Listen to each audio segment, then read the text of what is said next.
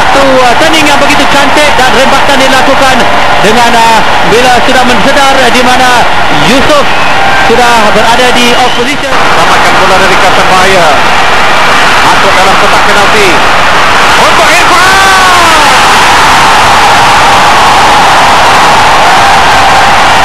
Okey, teknik yang baik Ya, kerana dia tak perlu tunggu bola itu. Dengan pasukan Thailand mengatasi Palestin 1-0 setakat ini, manakala Iraq ini agak tinggi, tapi rongsokan awal dilakukan ke atas, memberi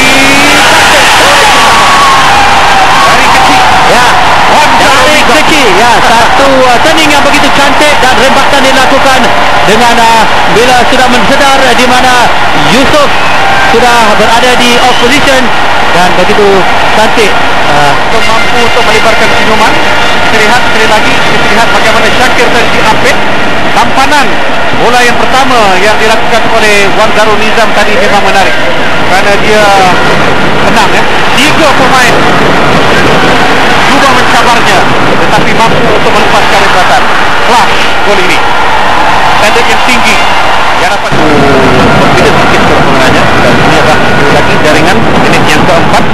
Satu chip lock mencari penjuru sebelah kiri dari gol lawan yang sudah tertewas. Pemain yang berhasil untuk pelang MVP National Bank of China. Penguasaan bola atau mengawal bola atau mengelecek bola menghadapi situasi duel satu lawan. Tadi yang sudah pun menanti di tengah, tapi tak ada orang di bahagian tengah bagi pasukan kita.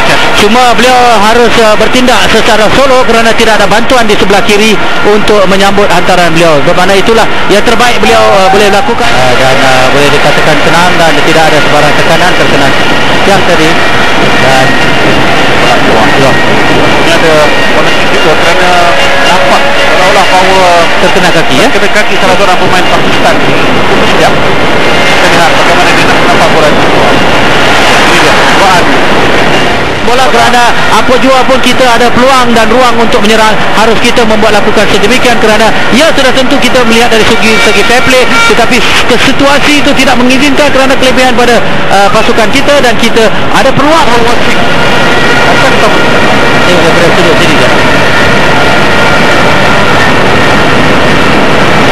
itu Halimullah dia terus berebat hampir menewaskan Karul Fahmi Cekmat.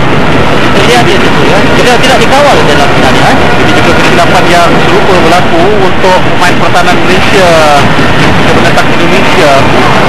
Agak sensitif. Kita lihat tangkapannya kemas sudah dapat dilakukan oleh Karul Fahmi Cekmat di sini. Dan kita lihat Karul Fahmi cuba mendapatkan bola itu semula. Okey, dah tenang. Di sinilah kita berlaku. Okey, pengadil bijak. Dia terus membawa Ansar Abbas keluar daripada kawasan itu. Kalau tidak teruk nanti keadaan yang lebih kontroversi akan terjadi di situ. Nanti dikejar oleh Fandi. Selamatkan bola dari kawasan bahaya. Masuk dalam kotak penalti untuk Irfan.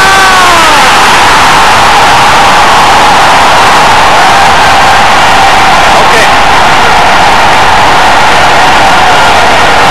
teknik yang baik, Ya, kerana dia tak perlu tunggu bola itu. Faham kepada Irfan. Dapat tanya Malaysia dan kita harus menambahkan jaringan kita. Cukup cantik jaringan kita. First timer yang dilepaskan oleh Irfan Fadail dan kemudiannya memerangkap Yusof Ejazbat.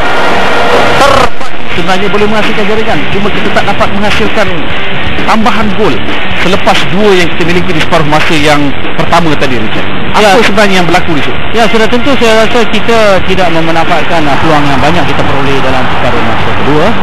Walaupun kita lihat banyak peluang yang kita dapat dan juga kesilapan teknik yang tidak menepati sasaran, dan juga kita harus pujian bagi kepada Muhammad Umair, penjaga gol Pakistan yang banyak menyelamatkan gawang mereka.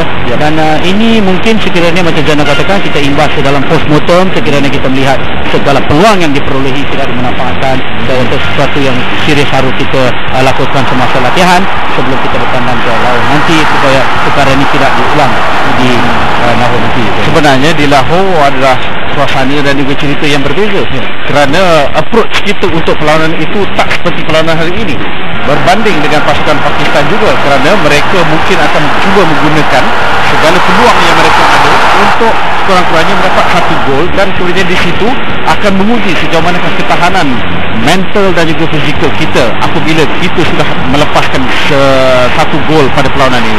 Lihat bagaimana yang peluang demi peluang yang dimiliki. Fakri Sarani saja, kalau boleh malam ini namanya adalah penjaring hat-trick sebenarnya, Richard. Ya, walaupun beliau banyak mempunyai peluang melepasi kawalan beliau, tetapi saya rasa luck tidak menyebelahi beliau. Setiap kali membuat rembakan atau percubaan, penjaga gol Muhammad Umair berada di situ untuk mengalah. Dan saya rasa beliau sedang bercuba sedaya upaya sebagai seorang striker untuk merebut bola dan membuat jaringan. Ini adalah pemain yang saya percaya bakal diturunkan pada perlawanan ulangan, pada perlawanan yang kedua nanti di Lahore, kerana keupayaan beliau untuk menampan, memang kata orang tu penjaga gol ni dia terlalu lincah untuk dia menjaga gol pada hari ini, Richard. Ya, satu pilihan yang tepat dilakukan oleh jurulatih mereka, Tariq Latif, kerana inilah peluang yang terbaik untuk jaga gol ini, untuk mengalah tanggungjawab sebagai penjaga gol utama. Saya rasa sudah tentu sudah untuk memberi peluang untuk jaga ini. Okey, saya masih ingat lagi dalam perbincangan bersama dengan Ong Kim Sui ada mengatakan bahawa dia amat terasa akan kehilangan Februari dan juga Izzat Faris. Kalau adalah kedua penyerang ini berpeluang besar, akan memberikan impak yang lebih besar lagi kepada pasukan kebangsaan kita, pasukan kita ini. Pandangan Richard pula tentang kalaulah